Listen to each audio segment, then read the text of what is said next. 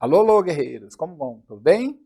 Guarda Municipal de São Luís, professor Sormani Alves, juntamente com implacável concurso, a gente vai conseguir que você seja aprovado para trabalhar nessa excelente e linda ilha de São Luís, ok?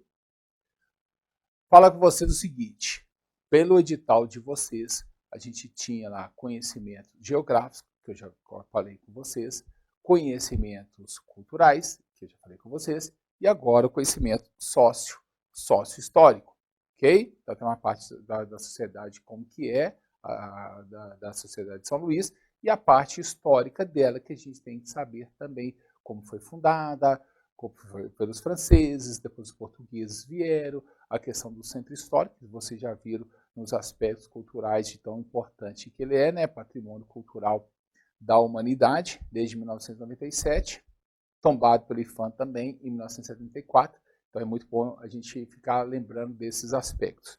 Então, as condições sociais da questão de São Luís. Vamos lá. Situação, como eu falei com vocês,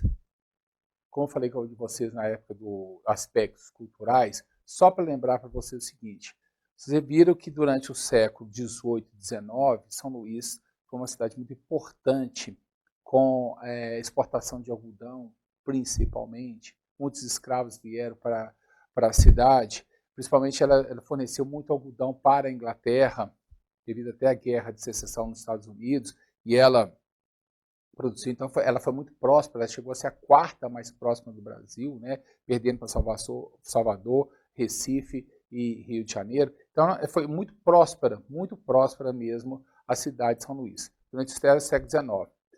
Com o fim do ciclo praticamente do algodão, com a abolição da escravidão, a cidade entrou num declínio muito grande.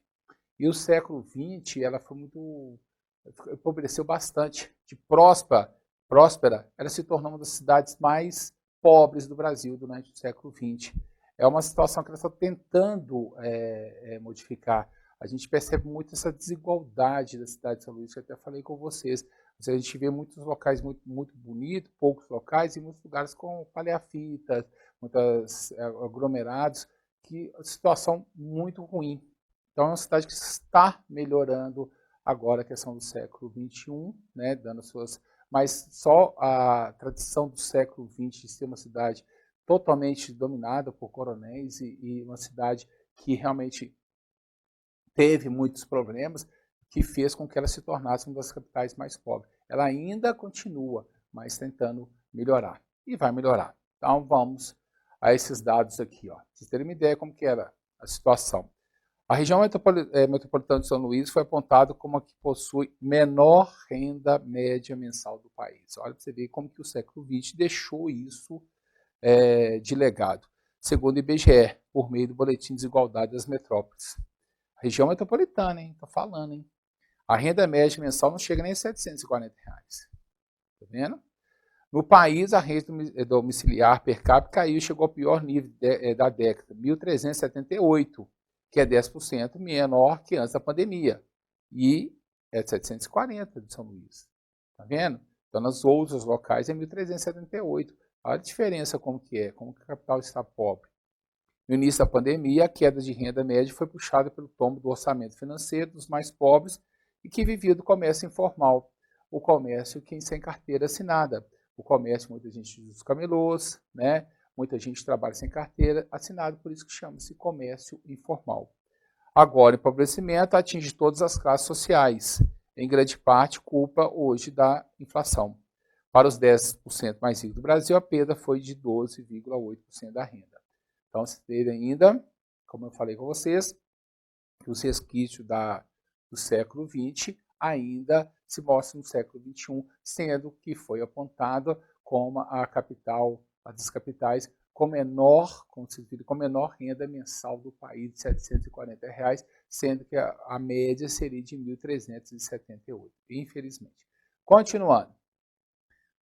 Aí, a Prefeitura de São Luís, né, como tem muita gente desempregada, ela diz que tem facilitado a abertura de novas empresas através da integração da rede Sim, por meio do programa São Luís Mais Empreendedora, que tem, entre outras áreas, parceria com a instituição de fomento de crédito, para tentar, né, gente, igual já o governo do estado disse que no número do CAGED mostra que foram geradas mais de 42 mil vagas adicionadas ao emprego com carteira assinada ano passado no Maranhão, número que superou a marca de 2020, que trabalhou na criação de novas oportunidades. Então, o que tem feito o governo do Maranhão, o que tem feito a Prefeitura de São Luís, é tentar minimizar isso, colocando a maioria da população trabalhando com carteira assinada.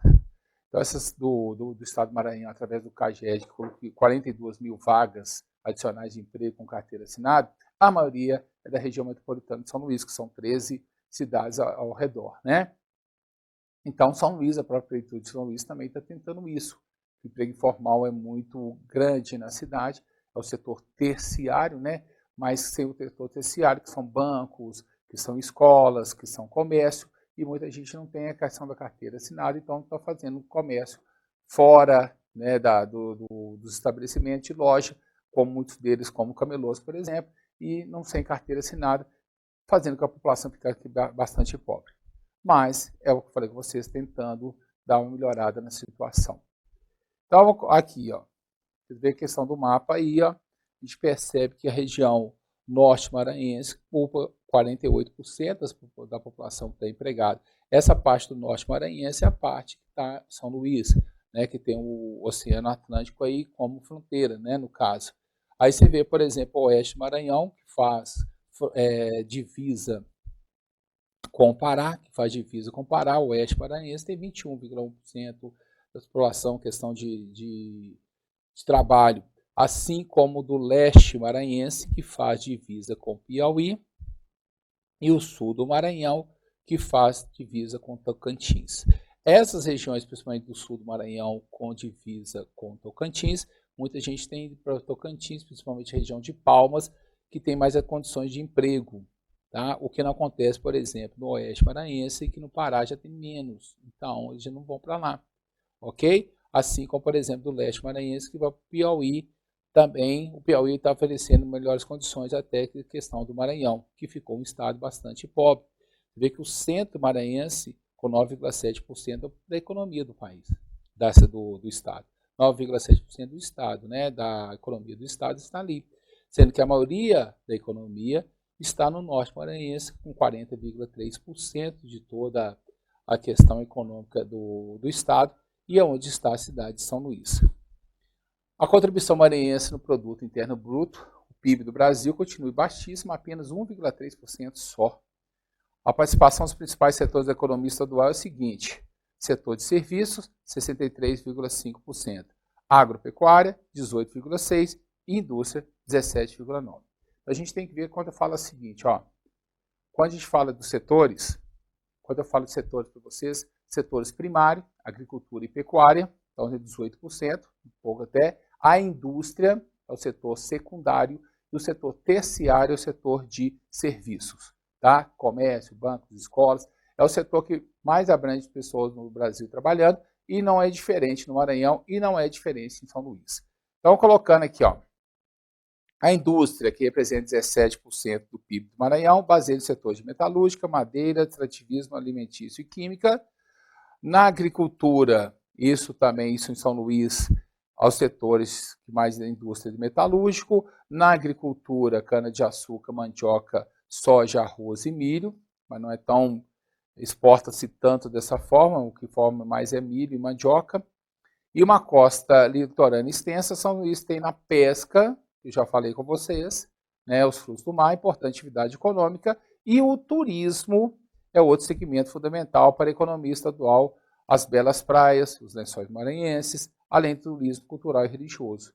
Então, hoje em dia, vocês veem a foto aí dos lençóis maranhenses, tá vendo? Essa aí que traz o turismo. Então, o que a gente pode colocar hoje, questão de São Luís hoje? Qual o setor principal? Setor de serviços. O que gera mais emprego? Setor de serviço. Onde que tem menos carteira assinada, mais trabalhador informal. no setor de serviço. O que atrai mais a questão ali é a questão do turismo e a pesca, que são importantíssimos. Então, tem que investir aonde? Na questão do turismo. O turismo, porque a cidade tem muita riqueza, é isso que o pessoal tem tentado investir, qualificando a população. Não adianta você ir para um local desse se a população não sabe nem receber a população. Então, tem que qualificar, colocar a pessoa com carteira de trabalho assinada, para poder atender bem aos turistas, ok? Continuando. A história de São Luís. Então, a história de São Luís vai começar a questão das capitanias hereditárias. Vamos começar isso aqui, ó. Quando Portugal chegou em Porto Seguro, Pedro Álvares Cabral chegou em Porto Seguro, o Brasil foi dividido, já estava sendo dividido, chamado Tratado de Tordesilhas, como vocês podem ver aí na foto. O litoral leste do Brasil ficou para Portugal e o oeste ficou para a Espanha. Então, cidades como Mato Grosso, Amazonas, Pará, ficaram todos pertencendo à Espanha, né? A região centro-oeste praticamente toda. Olha, você vê que o Maranhão, por exemplo, então o Portugal, para povoar a região, ele resolveu fazer as chamadas capitanias hereditárias. Dividiu para o leste europeu, essa parte que era de Portugal, porque não encontrou o ouro aqui, né? Não encontrou, e por não encontrar o ouro, então vamos colonizar. Ou ele colonizava, ou ele perdia isso para a França, tá? Ou podia para a Inglaterra, principalmente para os franceses que estavam desejosos de conquistar terras na América. Maranhão, por exemplo, foi entregue a João de Barros. Tá vendo que cada capitania ali tem o seu donatário. Então, João de Barros, que era um tesoureiro, ele ficou com isso, ele ficou com Rio Grande também, a propriedade deles. São imensas terras que o pessoal sabia que não sabia onde começava nem terminava. Na verdade, só duas dessas terras que deram certo, que Pernambuco e São Vicente, por causa do ciclo do açúcar, da cana-de-açúcar, o restante acabou fracassando. Problemas com os índios, tamanho da terra, colonizar era muito caro, Portugal deixou para iniciativa particular, então o cara vinha para cá,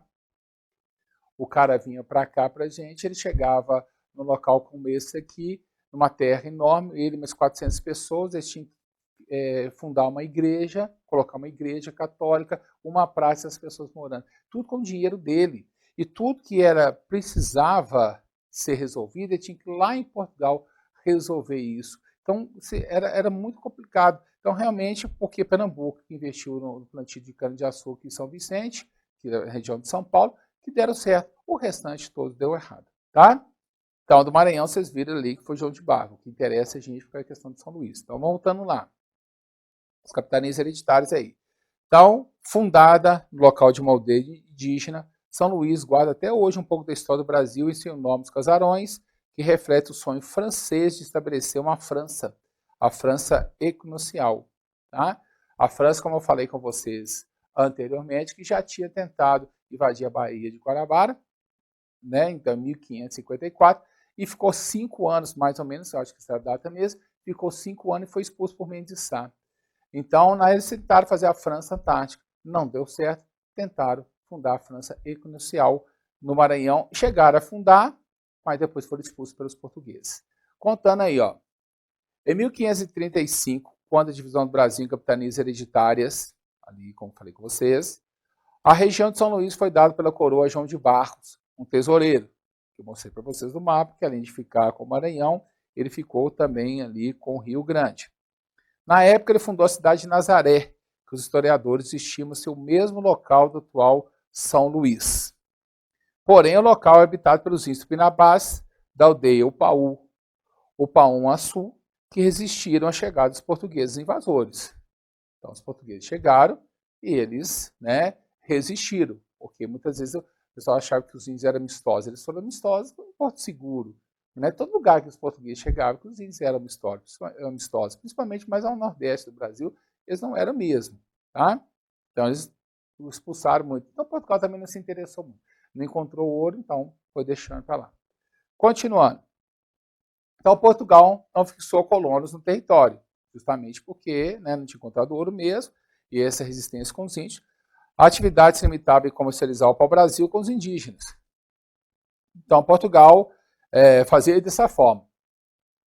Os índios cortavam o pau-brasil, eles faziam umas feitorias, que fossem os armazéns, aí eles chegavam, pegavam o pau-brasil e entregavam objetos sem valor, como colar, espelho para os índios. Essa fazia esses escambos, essa troca. Tá? Mas Portugal não se interessou bastante. Então, continuando. Porém, com o assédio à região, a coroa portuguesa começa a enviar pessoas com o intuito de povoar e estabelecer uma colônia, porque começou a aparecer gente de fora, principalmente os franceses. Povoar a terra foi uma tática importante encontrada pela coroa portuguesa a fim de consolidar a presença lusitana no território. Como eu falei com vocês, se eles não colonizassem isso aqui, não fizessem capitanias hereditárias, eles iam perder isso para a França. Isso era muito fácil de estabelecer isso. Dessa maneira, se evitaria as invasões com as capitanias hereditárias que aumentaram cada vez mais da ânsia dos povos europeus pela exportação e conquista. Muitos deles os franceses estavam muito interessados na questão do pau-brasil. Né? Além de ser uma madeira boa para navegação, ela tinha uma pequena pigmentação nela que tingia alguns tecidos. Então era uma atração. E mesmo porque o pessoal achava que se viesse aqui com mais tempo, poderia então encontrar o famoso metal, principalmente o ouro. Então, lá continuando, a questão da inauguração de São Luís. Em março de 1612, uma expedição liderada por Daniel de La Touche, se aliaram aos índios tupinambás, que estavam ali e que expulsaram a questão dos portugueses. Não foram amistosos com os portugueses. As tribos indígenas e os franceses já estavam mais familiarizados, muito mais do que com os portugueses, uns com os outros, pois navegantes vindo da França já rondavam a região por muito tempo. Ela está muito mais próximo da América Central, então não é fácil chegar, né? O próprio Latouche esteve por 2 vezes ali. Os indígenas, por sua vez, até apelidaram os franceses de papagaios amarelos, pois esses eram louros e tagarelas como as aves. Teve até uma escola de samba no Rio de Janeiro que fez, eu não sei, não me lembro agora, que fez um samba enredo mostrando essa invasão francesa em São Luís, e o enredo era os papagaios amarelos, assim que os tupinambás chamavam os franceses. Com isso, eles vão fundar uma segunda colônia francesa, que eu falei que a primeira foi a França Antártica, que eles ficaram no Rio de Janeiro, que foram expulsos, denominada França Equinocial, cuja capital seria São Luís, em homenagem ao rei francês Luís XIII e ao santo patrono da França. Em homenagem a eles fizeram isso. Aí está a França Equinocial, seria isso aí, olha a ilha aí, né? A questão da ilha de São Luís, aí que primeiro nome que o pessoal falou, os portugueses Nazaré, eles já fundaram com o nome de São Luís. O Daniel de La Touche é isso aí, né? Então tem até um museu com ele, porque ele foi o primeiro a fazer isso aí. Eles queriam fazer essa tipo da França, tá vendo? Uma França que até respeitava as tradições culturais. Por mais que eles fossem em questão de protestante, mas eles respeitavam a questão das religiões indígenas, ou até mesmo católicas. Muitos deles fugiram por perseguições religiosas mesmo, e com interesse de encontrar metais preciosos na América, por isso ele também chegou aqui, Daniel de La Touche. Então vamos lá, então foi fundado por eles aí, tá certo? Em 1612, tá vendo? Tá lá, na cidade de São Luís. Em 1615, depois de 3 anos, os portugueses conseguem expulsar os franceses, porque a terra era deles, acabando com o sonho da França tropical. Em novembro de 1615, foram expulsos os franceses sob o comando de Jerônimo de Albuquerque, que se tornou o primeiro capitão-mor do Maranhão, para evitar aquilo ali. Mas os franceses deixaram mais do que lembranças. O nome de São Luís, que foi dado em homenagem ao rei francês Luís XIII, foi mantido pelos portugueses e até hoje ficou aí a questão de São Luís no Maranhão. Vendo?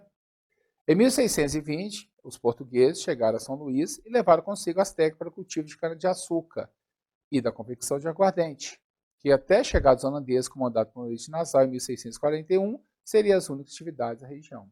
Então, atenção aqui que eu estou falando com vocês. De 1620 até 1641, durante 21 anos, depois de ter expulsado os franceses, quem dominou a região de São Luís foi Portugal, com cana-de-açúcar e o aguardente.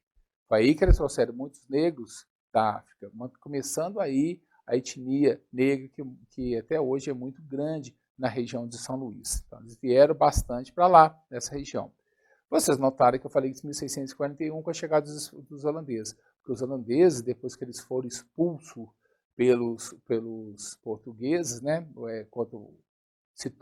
na verdade, quando ele foi expulso pela Espanha, porque a Espanha e Portugal se uniram e fizeram a União Ibérica, e a Espanha exigiu a expulsão dos holandeses, os holandeses invadiram o Nordeste, invadiram a Bahia, invadiram depois Pernambuco e invadiram também a região de São Luís.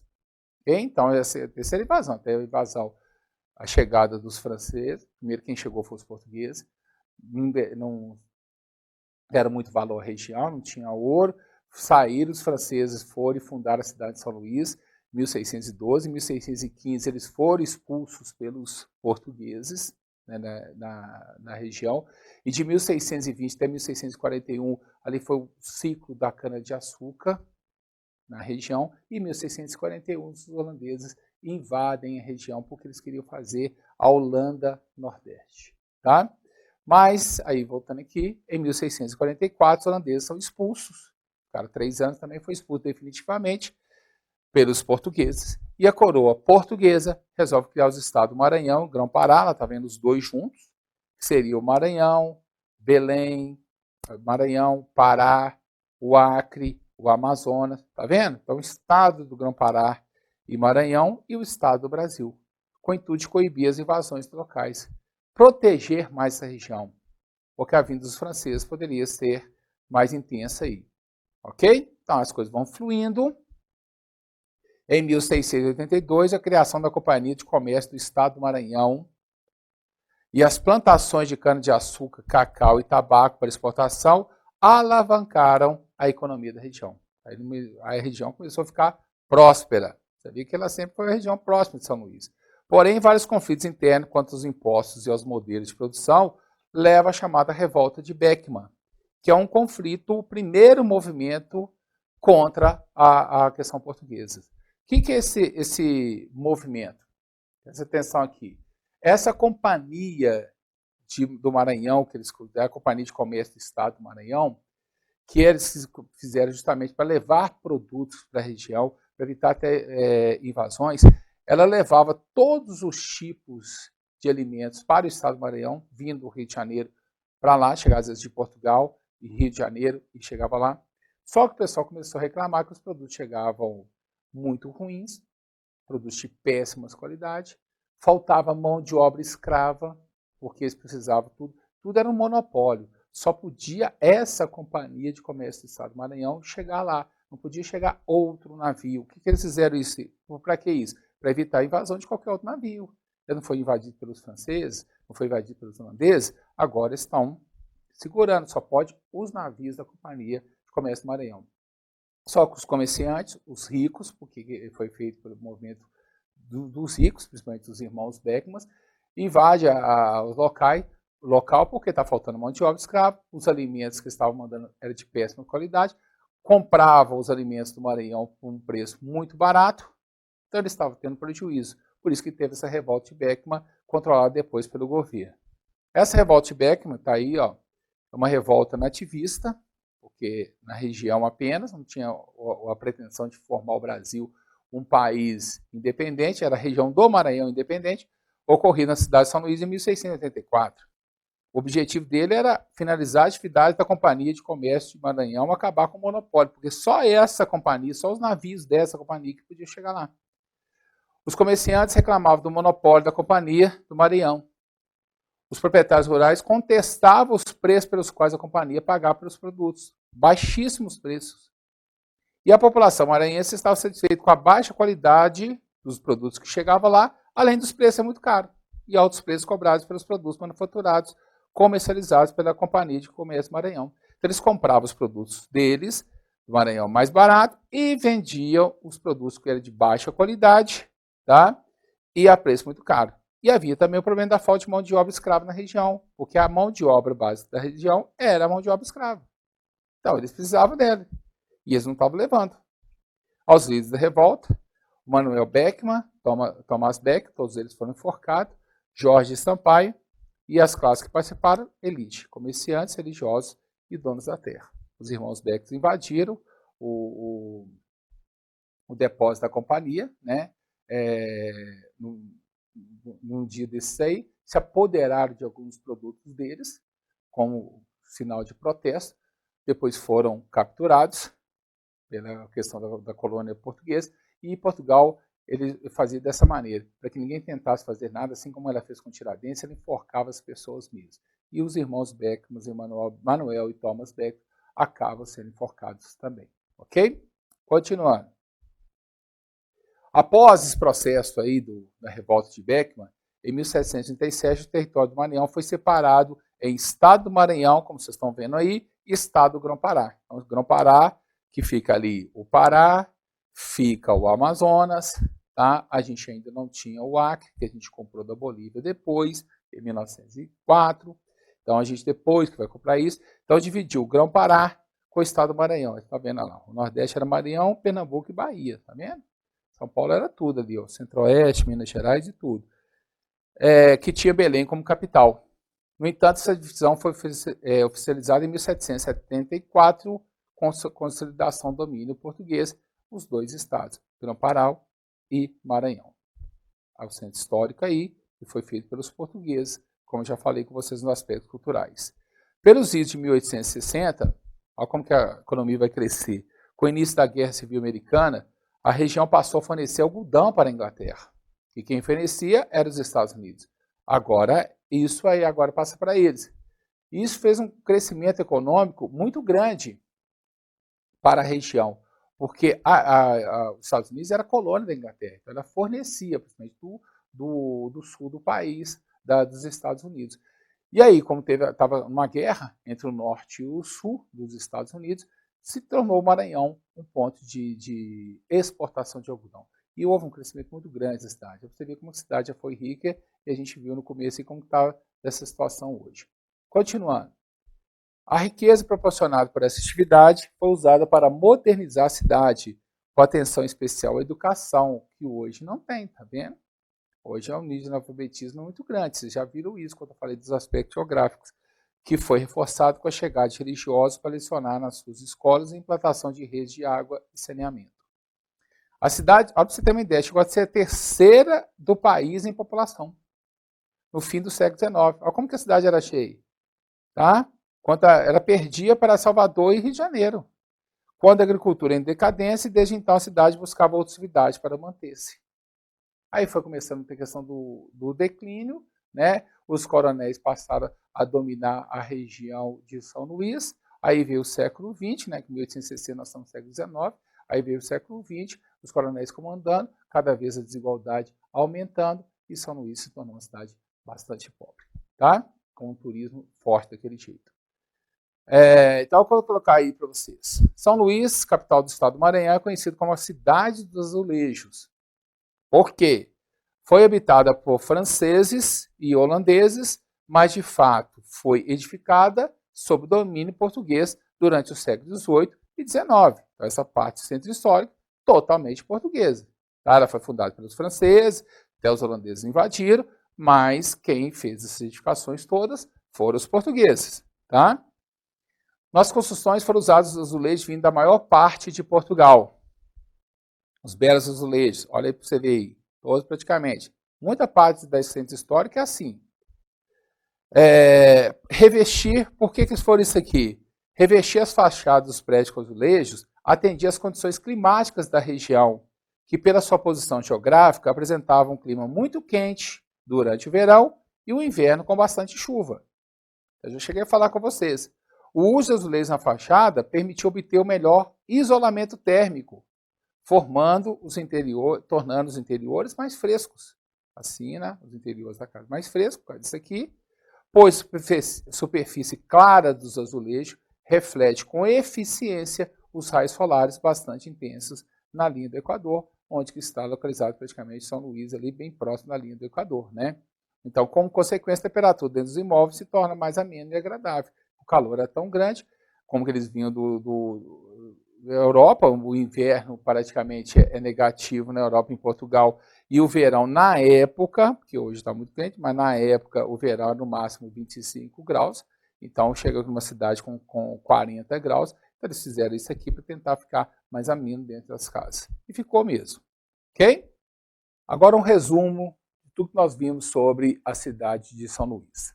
São Luís é a capital do estado do Maranhão, na região nordeste do Brasil. Tranquilo? Foi fundado pelos franceses no início do século XVII, em 1612, Daniel de Latouche. O posterior domínio português deixou suas marcas no conjunto arquitetônico da cidade e na sua planta, principalmente o centro histórico, como a gente já viu ali nesses locais aqui, tá vendo? E as cidades dos azulejos, como eu ensinei para vocês.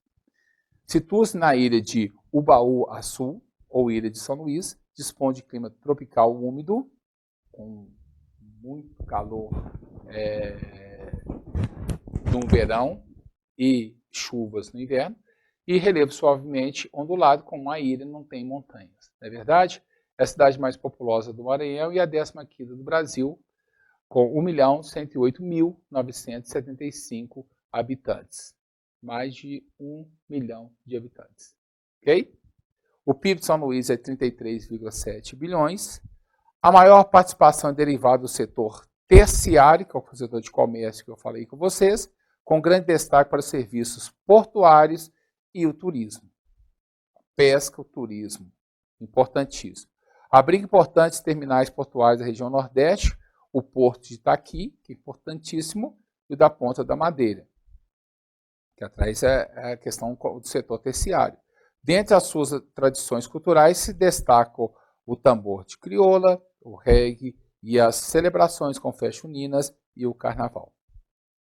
E aquele centro histórico foi conhecido como Patrimônio Cultural em 1997 pela Unesco.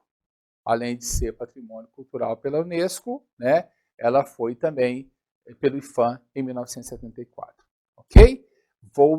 Além das aulas que você tem, vou mandar os slides para você, disponibilizar esses slides, que aí quando você está vendo a aula e depois os slides, que são bem didáticos, fica muito mais fácil para você entender essa matéria. Desejo a você uma excelente prova, vai com calma, tranquilo, vai estar preparado e vai dar tudo certo. Ok? Um grande abraço, fico aí e boa prova. Tchau.